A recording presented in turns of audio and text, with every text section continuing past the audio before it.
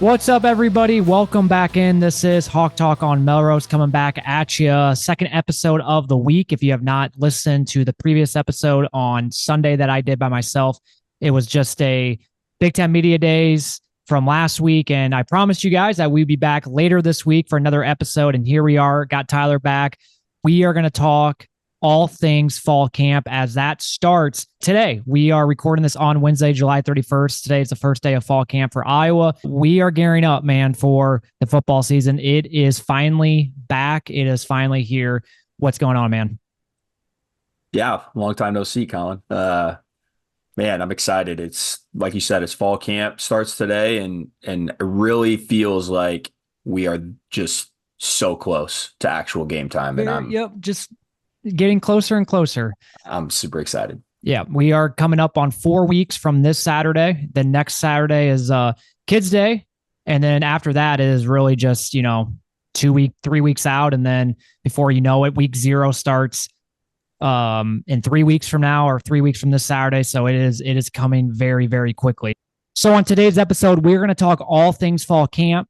The title of this episode is called Fall Camp Storyline. So within that, there is about 4 different topics that we're going to get into. The first one being position group battles. Which position group battles are we most intrigued by, closely monitoring, closely watching this fall camp? Tyler, you can begin with this one. Well, let's just start with the quarterback situation. I think undoubtedly, in my opinion, I think Cade deserves to be the starter. He never really got his fair shot last year with his season cut pretty short with his injury. And I do believe that, he's undoubtedly, like I said, the starter going into this year. I think even Kirk has said that. But the fact is, we've got a deeper quarterback room this year as opposed to the last couple. And we all know the Deacon Hill situation. We don't, I believe, have that type of situation anymore. I believe we've got a guy in Brendan Sullivan that comes in with limited experience, but some experience playing at Northwestern. And just the fact that I already know it, and it doesn't take much to be better than Deacon Hill, but he's going to be a much more viable option, I believe, when it's all said and done. I know right now I think he's like the 3rd string, but I think once the season starts, I think he'll work his way up to number 2. Oh, yeah. And really,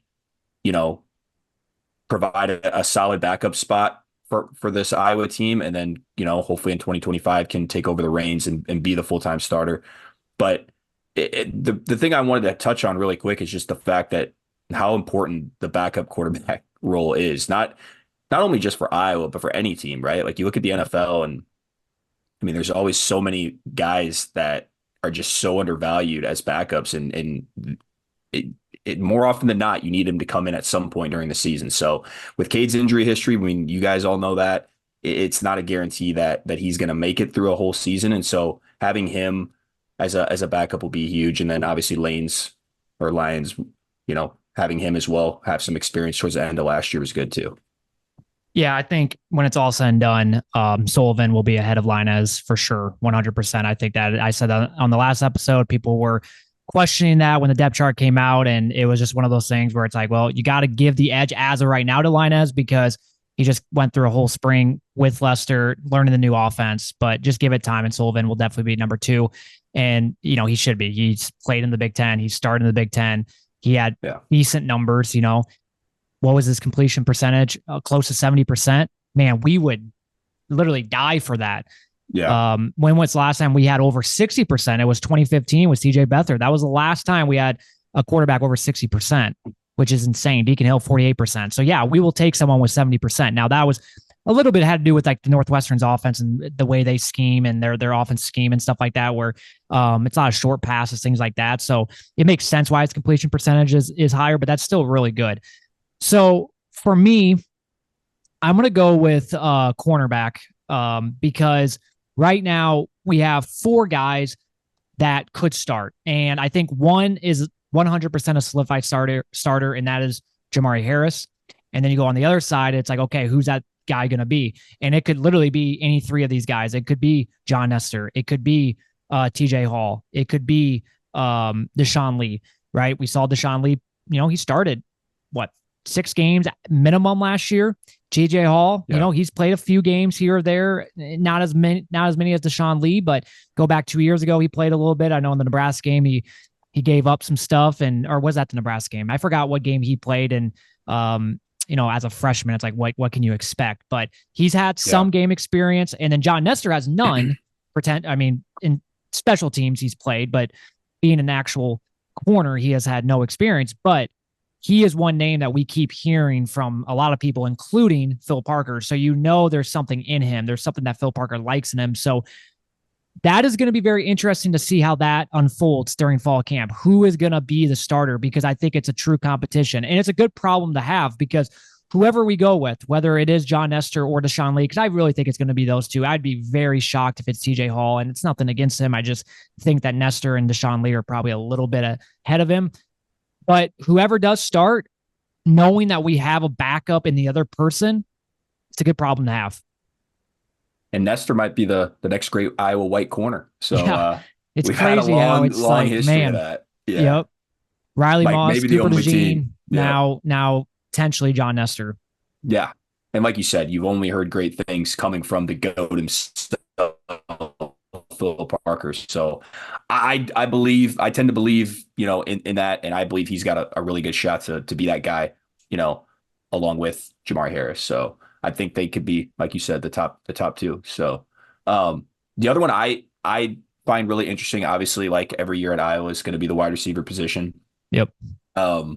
You've got Caleb Brown and Seth Anderson, I think, are two pretty much at this point, to me, pretty solidified starters in this offense. Obviously, Caleb Brown being suspended for the first game. I think you talked about that on the last episode, which sucks. But if there ever was a game, you'd probably take it game one. Yeah. But then just the players behind him. I mean, you've got Jarriett Bowie. You've got Howard, like we've talked about, that, seems like he could be a really good X receiver, maybe not this year, but maybe next, as he continues to develop and to, fill out and stuff like that.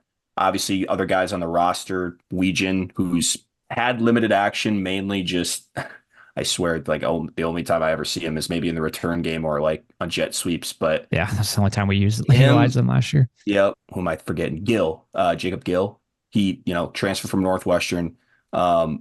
Not a lot of experience, but another guy that's on the roster that I think could, get his fair share of opportunities as well. So there's just a lot of, I guess, unknowns at the receiver position. We just don't know what we have. And obviously the biggest question is, how are they going to work with Cade? Is it going to take a long time to develop the chemistry that's needed to, have a successful passing game? We hope it doesn't take that long, but as I've said before on this podcast, I do think it's going to be a work in progress. I don't think it's going to happen overnight. This isn't all going to come together week one. I think it'll be a slower progression as the season continues, but I do think with this new offense that Tim Lester has implemented, I really am excited about, our passing game finally, and these wide receivers. I think Caleb Brown could have a big year. Yeah, I think you look at Caleb Brown, he's the solidified, after the first game, obviously, but the solidified starter. Then outside that, it's like, okay, who's going to step up? And for me, like, yeah, you look at, like, there's three guys that are, to me, like, are all kind of the same. And that is Seth Anderson, Weegan, and then Jacob Gill. So it's going to be interesting to see how all that plays out, because they're all about the same height. They're all, for the most part, kind of speedsters. I would say Weegan and Gill are probably more than Seth Anderson, but they're all kind of the same player. So it's going to be very interesting to see how we kind of incorporate all those three players, because I think all three are going to play. And then, yeah, when you talk Bowie and Dane Howard, they're both kind of the same. They're going to be playing X. So the position battle between them two, I think Bowie right now, from everything we've heard and things like that, is he does have that step ahead of Dane Howard, but Dane Howard is progressing very well. And I said on the last episode, listening to John Budmeyer on one podcast that he was on, and he talked about Dane Howard and his how he's kind of emerged, and now it's just being consistent. And then another guy, TJ Washington, like, how does he fit in? And we keep hearing his name as well, and they keep referring to TJ Washington almost kind of like, could he be kind of like the Deebo Samuel for Iowa? Now, obviously, Deebo Samuel's really good, so I'm not trying to put him in that category. But in terms of, like, how we utilize him, because you look at San Francisco's offense, and they utilize Debo in a number of different ways, in the running game, but then, doing jet motions, things like that. And so I really do think we're going to see that as well with TJ Washington. So that's another person that, we keep hearing and we're going to keep bringing up because I do think he's going to be out there a lot. And I could see him even maybe being out there more than like a Weegan. And Weegan was talked a lot during the spring. So it's going to be very interesting to see how all these players get incorporated in the system, because I think they're all going to play at some point. So, and then sticking with this same, position battles, running back position for me is going to be interesting. Can Caleb Johnson potentially get back to being kind of the starter, kind of like freshman year, where you look at freshman year and you're like, oh my God, this guy, he's going to be so good as the years go on. And then he kind of takes a step back last year. Now he got hurt, but he kind of takes that next the back step. And then you got LaShawn Williams, who kind of took that next step and kind of just leaped him. And so it's going to be interesting to see how that plays out, because I do think at the end of the day, Caleb Johnson probably has more upside, probably more potential than LaShawn Williams. And I love LaShawn Williams, but I think Caleb Johnson just has a higher ceiling. And so it's going to be interesting to see how that plays out. And then that third running back position. And right now, Kamari Moulton jumped Jazz, but that doesn't really mean anything, right? We all know that depth charts don't really mean anything at Iowa. So it's going to be interesting to see how that position battle goes out, because I do think it's going to be LaShawn and Caleb for sure. And then it's going to be like Kamari or Jazz. And I think we're going to play 4 guys, no doubt, but 3 is going to be the most. I mean, that's going to be the majority of every game. 3 guys are going to be playing. I don't know if we're going to be just every single game, 4 guys, boom, boom, boom, boom, boom, all playing. It's probably not going to be that way. It's going to be, we're going to find the top 3 and we're going to roll with these 3. And then depending on the actual game, one of those 3 is going to play the most. And you saw that last year, right? One game, LaShawn Williams was playing really good, the Wisconsin game. Okay, you play a lot that game. Caleb Johnson played really good the Purdue game.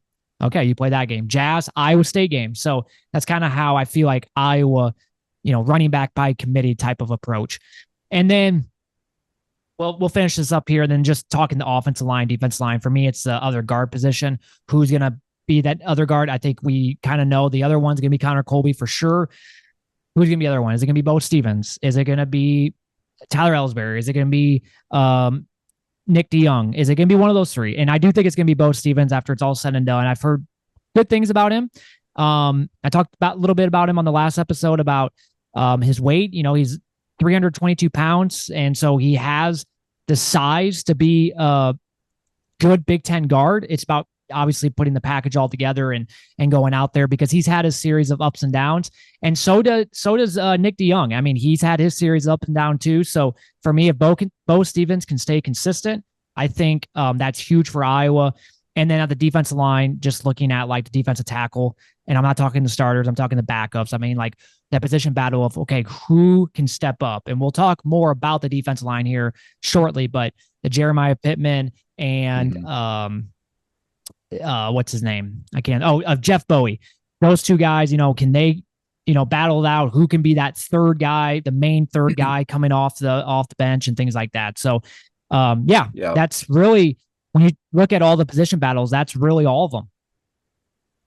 Yeah, not much more to say. Obviously, Iowa got to get back to better O-line play. I think we've said that for quite some time. I think that's going to be the key to this offense, is because we have a lot of experience, we just haven't performed the best. And I know it, some of it has to do with injury, and some of it has to do with a really bad offense. So I get that. And we've mentioned that multiple times, but if they can get back to what we're used to, I think we'll see some good growth with the offense. Yep. I do think the offensive line, I've said this for so much, I really feel like it was more the scheme than the actual players.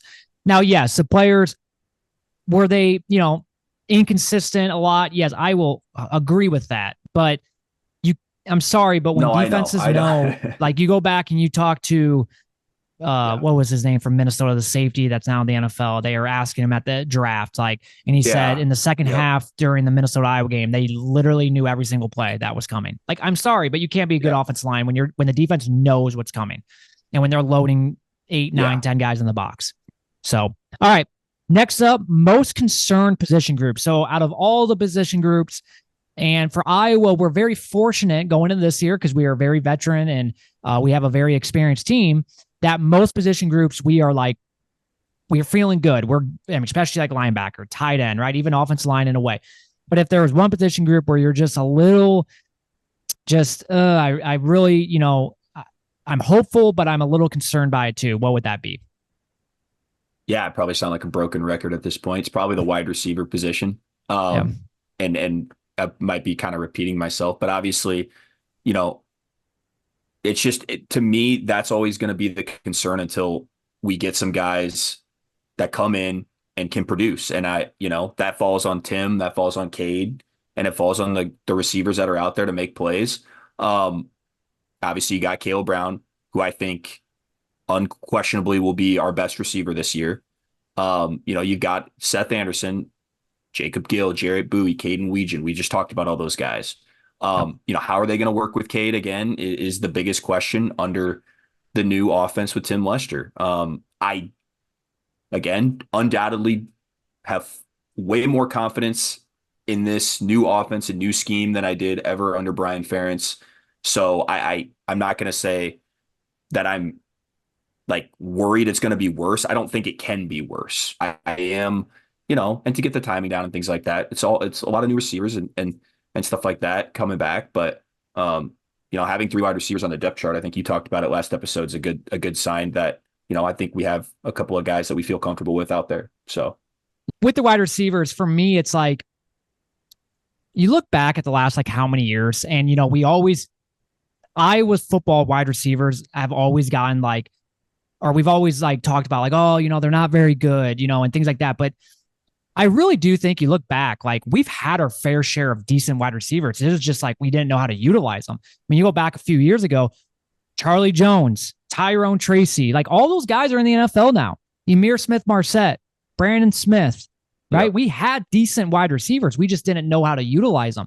And so you look at this wide receiver core, I'm actually excited for it because I do think that there are athletes. I do think that there are guys that are capable. It's all about, once again, can they be consistent? Can they produce? Can they take that next step? Because a lot of these guys are young, but I am really excited for this position group. I am still concerned by it, no question. But for me, I would have to say if I had to pick any position to be defensive line, just because I'm a little concerned about the backups, about the depth, because at the end of the day, for Iowa to be successful at the defensive line, we need to have at least 8 guys. If not, last year, we had 8 to 10 guys, and we were playing up to 10 guys rotation. And right now, you look at the defensive ends, love the starters, Greg and Herkett. And I like the backups, Llewellyn and Allen. But, okay, can one of those guys really step up? And then the next question is, okay, who's behind them? Because what if, hypothetically, and hopefully this doesn't happen, but what if either Craig or Herkett get hurt, and then now Brian Allen or Max Lund has to start? Okay, now that you have to find another backup, a key backup. So having, I would say, at least 5 guys, defensive ends, even maybe 6, is critical. And then you look at the defensive tackle spot.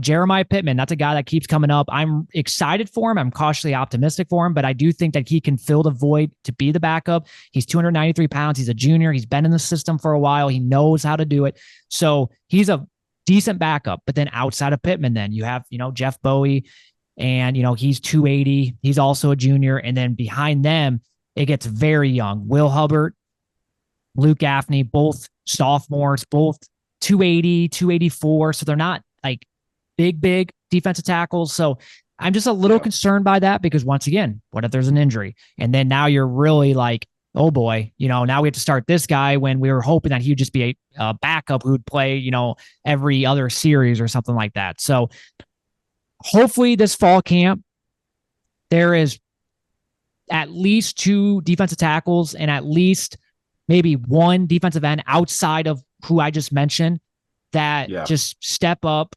And that, they're maybe talked about in a couple of weeks by Kirk or by someone just saying, they've really taken that next step.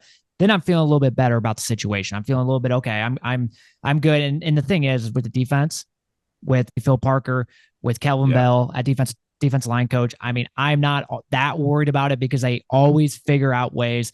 They always find guys out of nowhere that just step up and they do a good job Yeah. because it seems like clockwork. And I said this in the last episode, there's always one or two guys every year, doesn't matter who it is, where we don't think anything of, we just hear their name and we're like, yeah, probably will never Well, play, and then they I end up like actually being pretty good for Iowa. said I felt that about Ethan Hurkett. I was like, who is this guy? And then as the season goes on, he ends up being just such a stud for us. And now Exactly. we look at him now. We're talking about him as one of the better D line players that we have. So yeah, that's a good example though of it's weird because like I'm not worried about the defense, but that position group specifically, there is a little, if there is a concern, I could see it being there as well. Yeah. Yep. I'm also going to add this in here because I was going to talk about it separately, but I just thought this would be a good way to add this one in, is special teams in a way. Yeah. Okay, so obviously you have Reese Dakin at punter now, who's replacing the GOAT. And the hope is that we don't have to rely on the punter as much. And the hope is we don't have to use the saying punting is winning, because that was getting very old and just dumb, because it's like, no, it is not. Let's just have a better offense and we don't have to worry about saying punting is winning. But we're still going to, I mean, we know what, our offense, even if our offense does take that next step in a way, it's still going to be one of those things where we're going to punt the football a lot, right? It's just who we are, Iowa football, right? Even if it's 4th down and 1, that's just the way Kirk does it. Punt the football, try to pin them deep, then force 3 and out, and then we get the ball back at like the 50-yard line. It's just how Kirk and Iowa does that. So we know punting is not going to go away. The hope is, though, we don't have to punt as much. But can Reese Dakin just almost fill the void to Tory Taylor? It's going to be very difficult, but he has the leg. He can bomb it. It's all about accuracy and ball placement, things like that. And then really for me, Drew Stevens at kicker, because you look 2 years ago, he kicked 89%. Yeah, it was money. 89%. That's really good as a freshman, as a true freshman. Yeah. And then last year, 69%. So he dropped. And then you go back to the Nebraska game last year where he pretty much got benched for the other kicker. And so hopefully his confidence can get back to true freshman year where, 89%, that's really good. And then I think something that not a lot of people are talking about, but, losing Cooper DeJean, punt returner. Who's going to be the punt returner?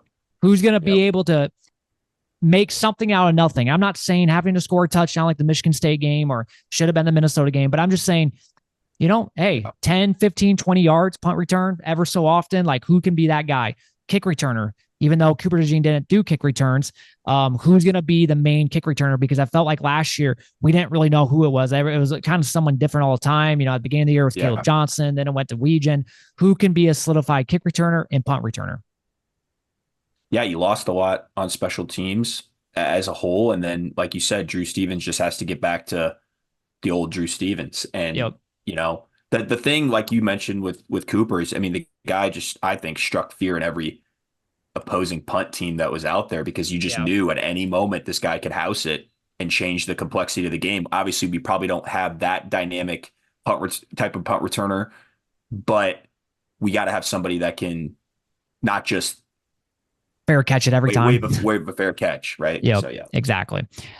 Players you're most excited to watch this fall camp, and obviously we can't watch them every day, but I'm just talking like, maybe at fall or maybe at Kids Day, or maybe just what we hear from the media and things like that, or maybe some of the videos they put out. But players you're kind of excited to watch / emerge during fall camp. A guy you mentioned already, Collin, Terrell Washington. I think, the fact that, since Tim's gotten here, I just feel like, this is a good example of utilizing your players and putting them in positions to succeed and use them for what they're good at, right? Not just, you're a wide receiver or you're a running back. No, he was a running back. He's transitioning to the wide receiver position. Like you mentioned, kind of a do-it-all type of player, a Deebo Samuel, if you will, where you might see him on jet motions. You might see him on a lot of screens. You might see him on some short passes, long routes. Who knows? But just the fact that, he's a guy that is transitioning to the wide receiver. He played wide receiver in high school, so he's got some experience with that. I think he's going to be a useful weapon on offense, and I'm excited to see how he transitions into that role. And like we already talked about, how much he actually plays. Yeah. Which I do think he's going to play a decent amount this year, by the way. I really do.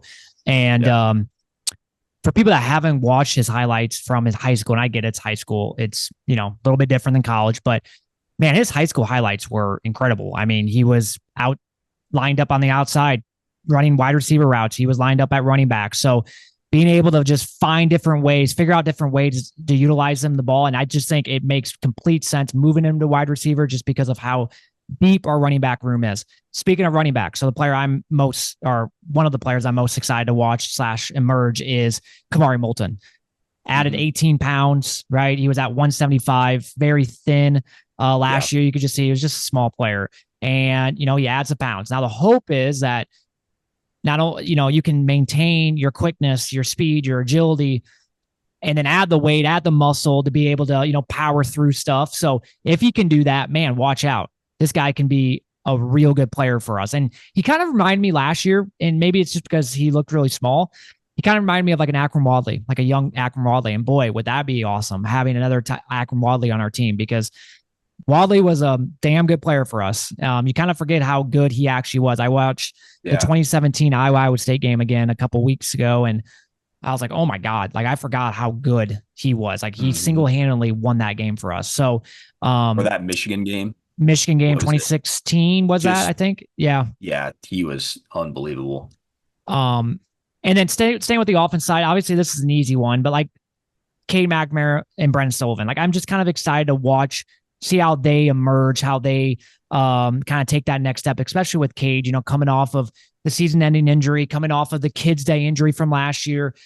And then Bowie at wide receiver, Jerry at Bowie, kind of, like I said, we keep hearing how good, he is emerging and how good he's been. So for me, watching him and seeing how he can kind of progress is another one as well. And then, do you have any on the defense?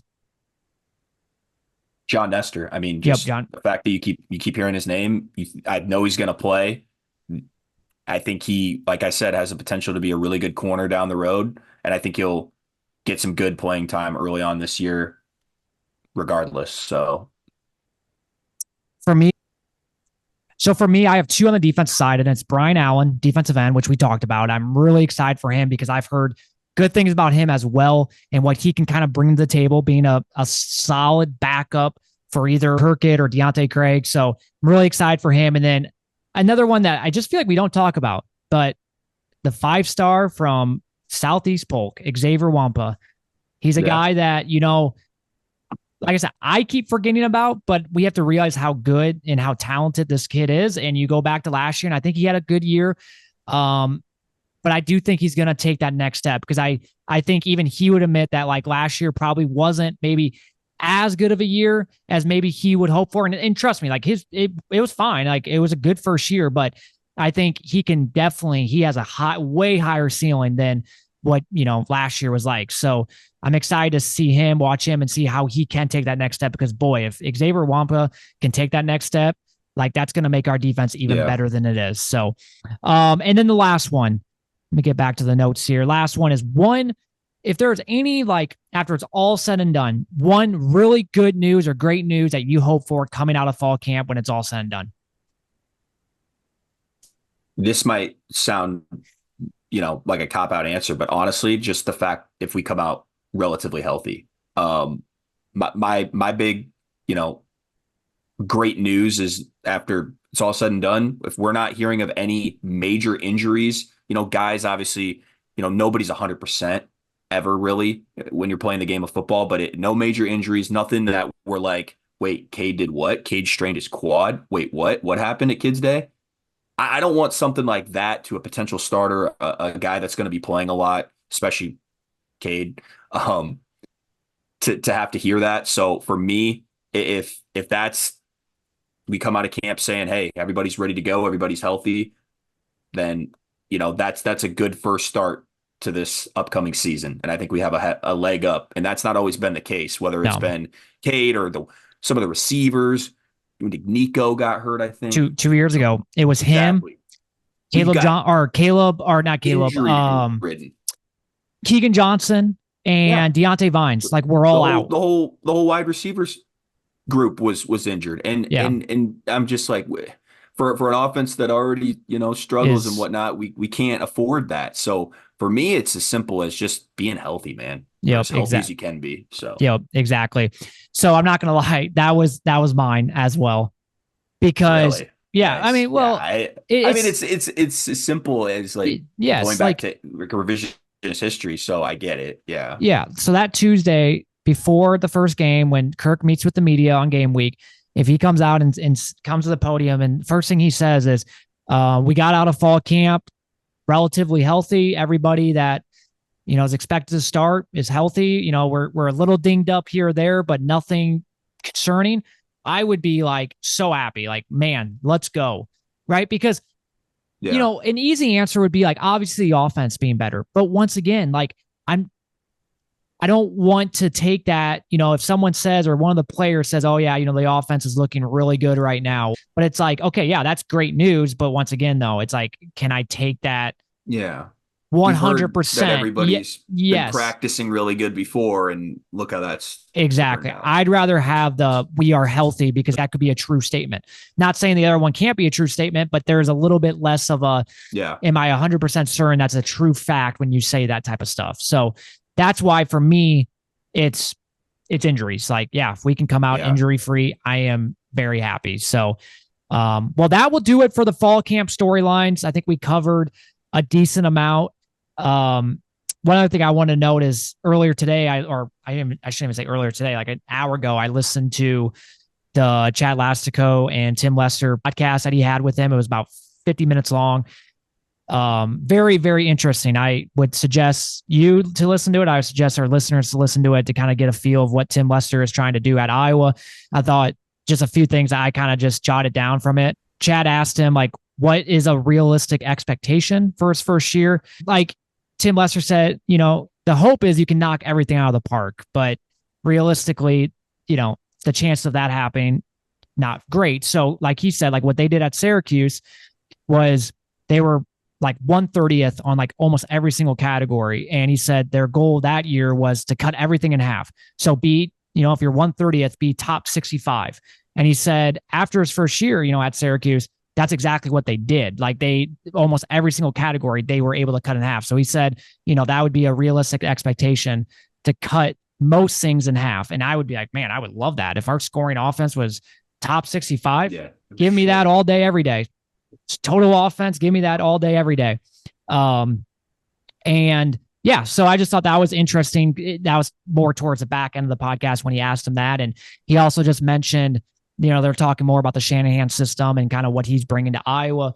And, like he said, and I think it's true. He's like, Iowa, he's like, I know Kentucky ran it a few years ago, but he's like, I think Iowa might be the only college team that will be running a Shanahan offense. And he said, that gives us the edge, with defensive coordinators, not, they don't see it often. They don't see it at all, really, in the collegiate level.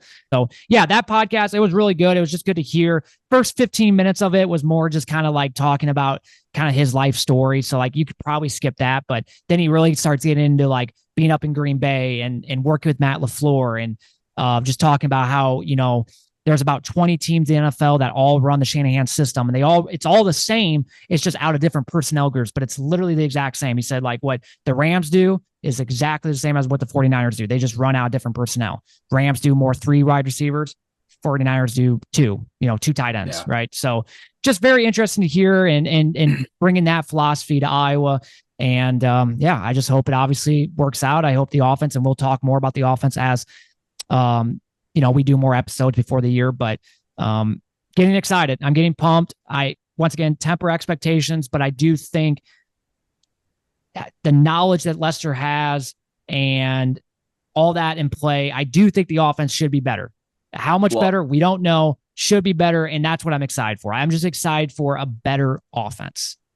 Well, just like you just said, I mean, he's talking about this actual scheme and everything like that and his experience as an offensive coordinator and what he wants to do. We never heard that in the past from Brian, I feel like. So no, we're doing the same thing. We're just going to do it better. Do the same thing, just do it better. So, I'm very excited to actually see what this whole thing looks like. And man, we're super close. So exactly. So the schedule remaining for us until the first game is we'll have this one out, and then next weekend we probably won't, or next week I should say, we're not going to do one during the week.